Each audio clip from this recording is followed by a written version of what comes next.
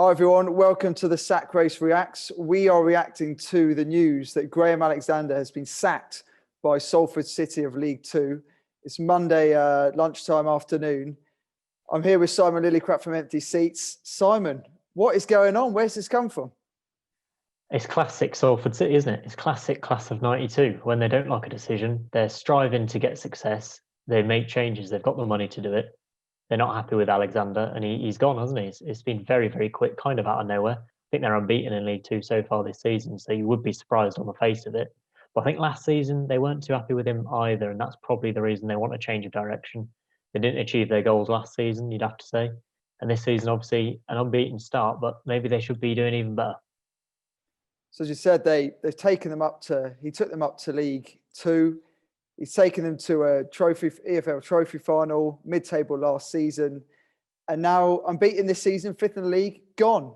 And Paul Scholes, co-owner, of course, has been placed in caretaker charge. I think the main reason is because Warren Joyce is not available. He's isolated at the moment. So we expect him to come and join Scholes when he can. But is this all being set up for Scholes to get the job permanently, or is the Oldham one a bit of a scar? I think definitely Scholes is an interim manager here, and he won't get the permanent job. That's how I'm looking at this. I think the fact he's been announced as the interim so quickly almost draws him out of the running for the permanent job. I think there's going to be a lot of other candidates who want this job. Wouldn't be surprised if the class of 92 have eyed up a few of their own heading into this one. It kind of reminds me of when they got rid of, it was Morley, was it, and Johnson, the duo of managers. If we watched that documentary back on BBC, they were quite successful. I think they got 3 promotions in 4 or 5 seasons at Salford. And yet, when Alexander was available, they made the change. It seemed quite harsh at the time. What they do is they make a change to make their team force themselves up the leagues. And I think that's what's going to happen here. Alexander potentially should have done better in the league last season. I think they only had the 19th or 20th best home form, which was a real concern for Salford in League Two. That's what you build promotion on. They probably should have finished higher in the table. They didn't. They had a decent start to this season, but I think there might be a better name or a better couple of names that Salford have their eye on that they want to make a change. I think Paul Scholes, he's the interim manager for now. I think he's not got enough experience. I don't think they'd sack Alexander to replace him with Paul Scholes.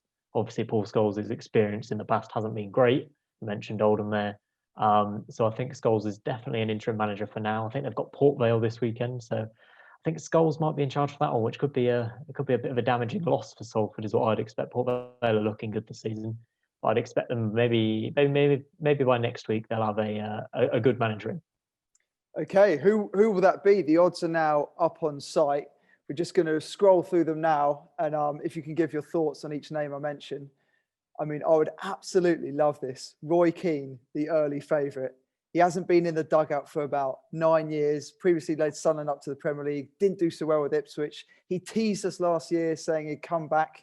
He was linked with Sunderland again, Millwall, Reading, but nothing materialised.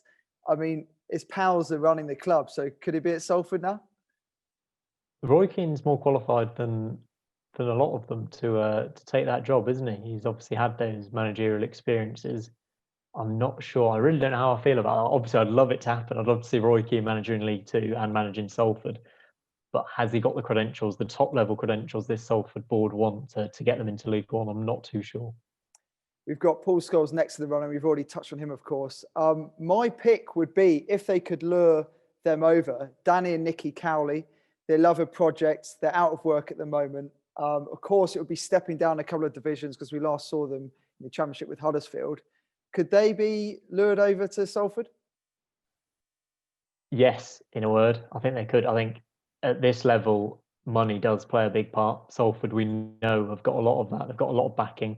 Danny and Nicky Cowley would be in not just to take Salford from League Two to League One, but they could take them from League One to the Championship.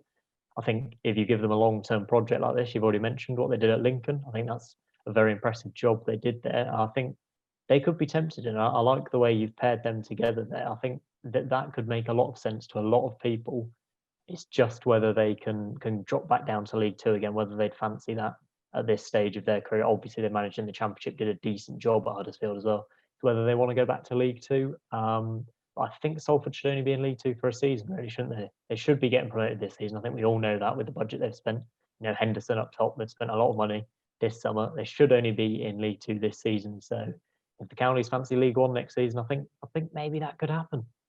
The duo 11-4. You can find those odds on the Sacre site. It's Monday afternoon at the moment. We've got Warren Joyce 4-1. Paul Scholes just a bit short at 7-2.